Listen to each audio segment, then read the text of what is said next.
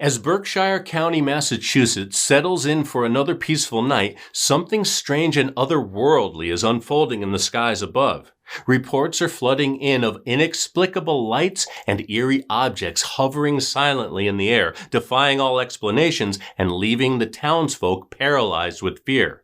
As authorities scramble to make sense of the baffling phenomenon, one thing is becoming increasingly clear.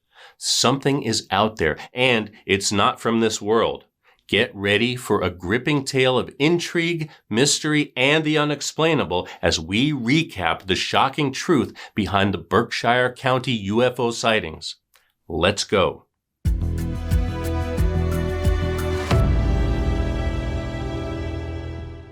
Welcome to True Crime Recaps. I'm Chris, and this is the only channel bringing you all the crime in half the time.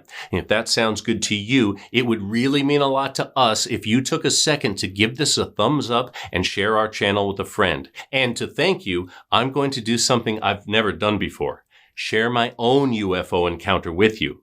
Well, I won't go so far as to say it was alien, but it was definitely not a plane. Stick around to the end for that. Is it us, or are there a lot of UFO sightings making the news lately? Recent reports from the Pentagon reveal thousands of UFOs are reported every year, and most world leaders have some kind of UFO task force set up to study unidentified aerial phenomena, UAPs, and have been for decades. Of course, some sightings are easily explained away as weather balloons or space junk, but others aren't as easy to dismiss. Check out this recently declassified video clip from the U.S. Navy.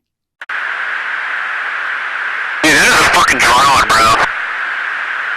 There's a whole fleet of them. Look on the ASA. My gosh. They're all going against the wind. The wind's 120 knots from the west. Look at that thing, dude.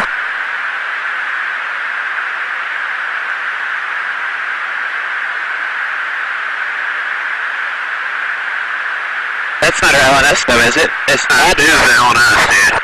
Well, if there's like... Look at that thing! It's rotating.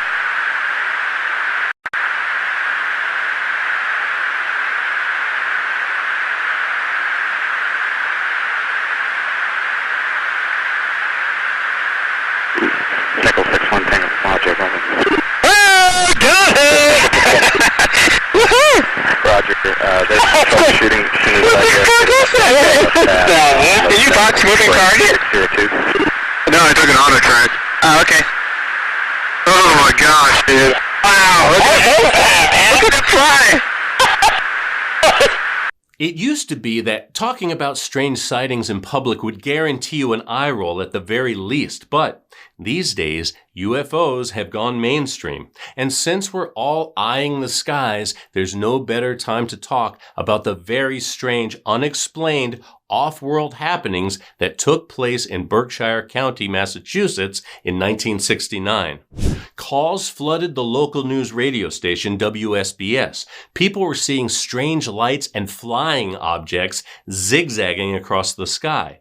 Other encounters were more hands-on, so to speak. It's the night of September 1.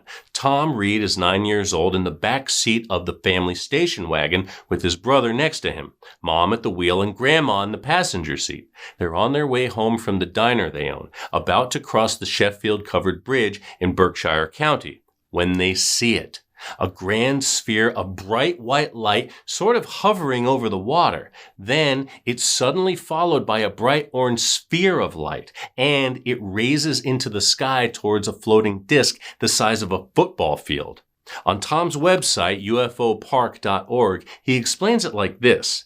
The object was hovering silently at about 3 to 4 stories high. It was 100 yards from our car. The outer skin had various shades like copper and pewter, sort of like a turtle shell, and it's glowing. Then all goes quiet and the air pressure changes. It's like they're underwater. Then the Reed family blacks out, all of them, at the same time. The next thing he remembers is being in what looks like an airplane hangar, but don't go thinking alien abduction just yet. Tom told the Roswell Daily Record there was a human element involved. Did they see too much? He says there were several science and engineering sites in the area working on the space race at the time, which might explain all the activity in the area. To give you an example, a facility in Berkshire County made the goodwill message Buzz Aldrin left on the moon less than 2 months earlier. It's inscribed, "Goodwill messages from around the world brought to the moon by the astronauts of Apollo 11. Around the rim it says, "From planet Earth, July 1969. When the Reed family wakes up hours later, they're back in the car, but things have changed. Now, Grandma's behind the wheel and the engine is off. They don't know what to think. Tom tells the Berkshire Eagle the family didn't even know other people had seen the same things until days later when they found out these sightings had made it to the radio station and people were coming into his mother's restaurant saying what they saw. The Reed family's encounter became the most well-documented case in history. For one thing, they weren't the only people to experience something strange that night. The whole county, people across 4 towns, saw strange things in the sky, and not just that night, but in the years before and after. Tom even took a lie detector test and passed with flying colors. The state of Massachusetts looked at all the evidence and decided the Reed family story was so credible it should be officially archived in the state's record of significant events. In 2015, Governor Charlie Baker signed a certificate recognizing that, yes, a verified off-world incident happened in Berkshire County on September 1st, 1969. The Great Barrington Historical Society added the event to their local records, calling it significant and true. Today, a plaque and the Tom Reed UFO Monument Park marks the spot where it all went down. The Reed story has been featured on Unsolved Mysteries, the Discovery Channel's UFO Witness, the History Channel's Ancient Aliens, and several other programs. My story, on the other hand, is less well known, but it's still pretty crazy. And since we're talking UFOs, you've got to hear it. Okay, so I was 17 years old. This is a long time ago. And I'm driving my friend home. We were hanging out at my house all evening. It was after dark. And we were going across a bridge. And I had to make a right to take him to his house. On my left side, my driver's side, I look above the tree line and I see 5 glowing orbs of light, white light. 1, 2, 3, 4, 5, kind of like in an oval. And it's hovering just above the tree line. I see it and I point it out to my friend. He sees it and we're both in shock. What is that?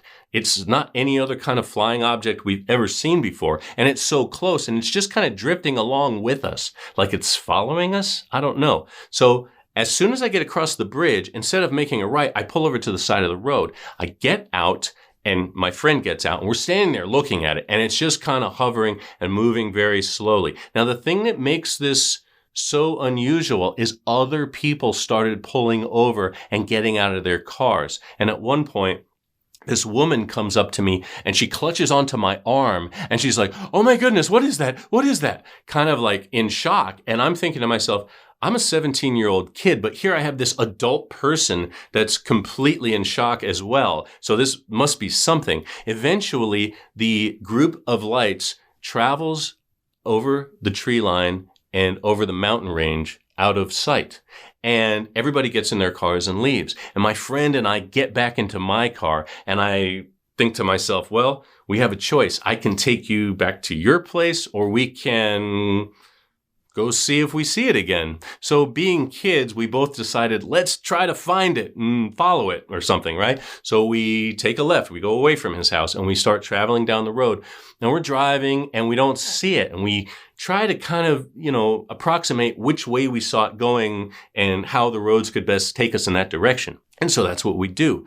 Eventually, we come to the side of a road, we pull over, and there's like this huge field to off the passenger side now, and a mountain range at the end of the field.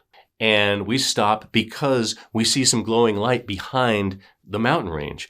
And all of a sudden, these 5 orbs come up over the mountain range and start coming towards us, right? Slowly, slowly, slowly. And we're just standing there outside of the car looking at these lights. The thing that just completely blew me away was that as they got closer, each one of the orbs took off in its own direction and disappeared. And that was it. It was so long ago, I don't remember exactly what happened afterwards. We got in the car and I took him home. I remember coming home and telling my parents, I saw a UFO, I saw a UFO. So they didn't really take me seriously. I maintain this story to this day. I remember those facts. And by the way, I'm still in contact with my friend that was in the car, and he's been spending his whole life telling the same story. So there you go. I guess in the end, I would have to say, no matter what you believe, most of us would probably agree that we're not alone.